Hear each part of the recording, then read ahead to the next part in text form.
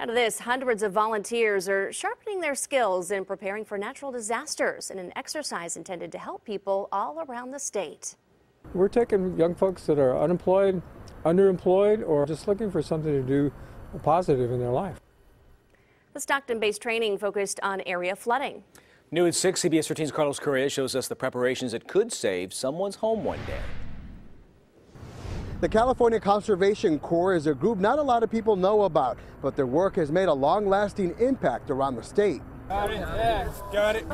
When 22-year-old Robert Pfister was searching for a career, he turned to the oldest and largest conservation corps in the nation, a group willing to give him an opportunity. Most jobs are looking for a lot of experience, which most people around my age don't have. Got it. Go faster. The Corps trains its members in conservation and emergency response, which includes earthquakes, fires, and floods. Most members are between the ages of 18 and 25.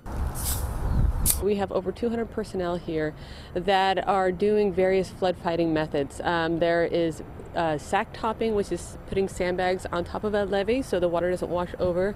They're doing structure protection. They're getting heavy. All right. Yeah, just go one at a time. During the Corps' flood training, members learn how a simple tool like a sandbag can play an important role in fighting flood and saving homes. It gives young folks from all different backgrounds and walks of life an opportunity to provide a service to California. Members say the Corps is opening doors and giving them skills and opportunities they didn't have before. I learned how to actually properly use a shovel, McLeod's.